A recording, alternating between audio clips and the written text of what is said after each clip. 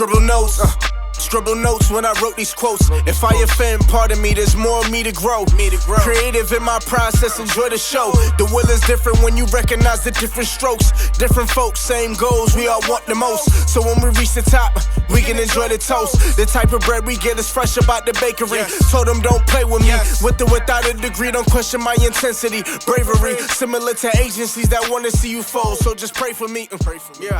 Einstein with my energy. So my point is that, like, good equipment is fine, but good equipment does not make a good podcast, right? And a good process doesn't make a good podcast.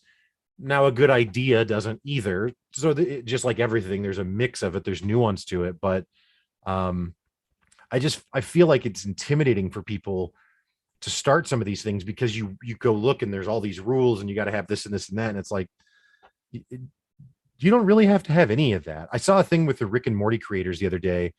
It was just a little snippet, and he said that the Dan Harmon, I think his name is, he said, people always want to show that they can be a good writer. And he's like, show that you can be a bad writer first, right? Like that's step one, is that like you suck at it, but you do it, and then you can get good. But you don't start anything and you're just good at it. And yeah, I think that's true for podcasting, writing, probably any creative outlet. People will give you all these rules, but it's hogwash. It's not true. You can do it without that. You know what's so cool about what you just said? I was talking to a podcaster a few weeks ago, a really close friend of mine actually, and she told me how she podcasts at work sometimes on her phone. Like she'll literally record the whole episode on her phone and just upload it fresh, no edits, no nothing. Right. And I was like, how do you do that? And she was like, I just do. Like I have the one intro beep that goes in, and then I just start. And it's hilarious because her podcast is super successful.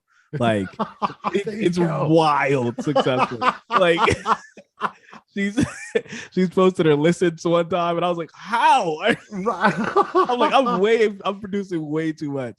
So then so that it literally changed my process. I was like, why am I overly producing like this whole thing when you're literally just clicking the button? I'm like, I'm taking all this time. But then it made me but then I was like, I'm not her though. I have to do my thing. I have to do it my way. So I was like, I do have to produce a little bit more. I do want to add a couple things in here because she doesn't have a few things that I would like. And I remember just thinking like, this is how creatives go. This is what creatives go through, right? You compare yourself to everybody. You compare yourself to other people. I was going to ask, like, because you've been doing it so long, do you ever get stuck in that place of comparing yourself to others that are doing podcasts? Like you have 3 podcasts, you have 3 shows. How often do you find yourself comparing yourself to others?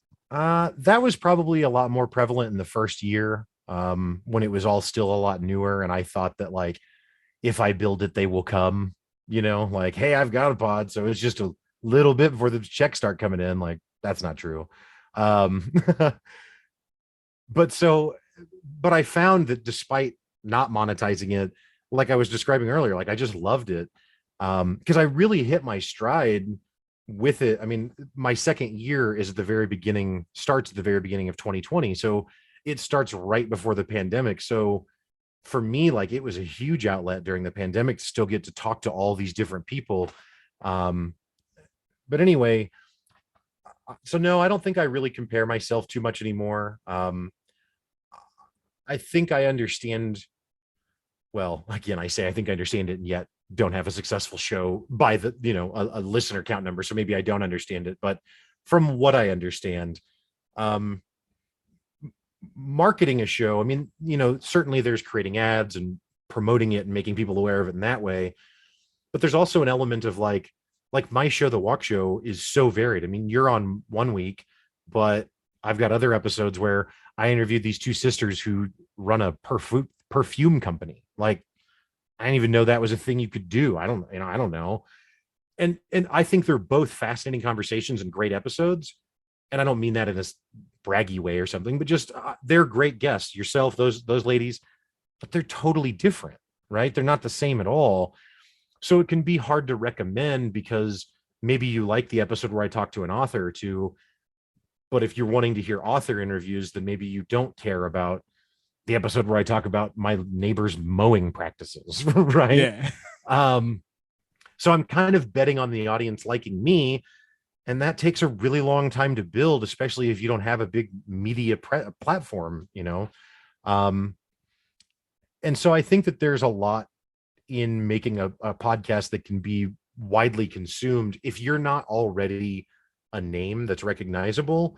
I think that having a really nuanced show helps, because a really nuanced show can help you break out of the obscurity, because now people don't really have to know about you or your guest, because the topic is what they're interested in. And so they'll go for the topic kind of no matter what, which is why I started that third show that's just about one video game. Because it's like, if you like that game, this is the show then for you might be into it, and you don't have to know anything else. And I don't have to wonder, is this episode going to appeal to the same demographic that the last episode did? Because it's all the same.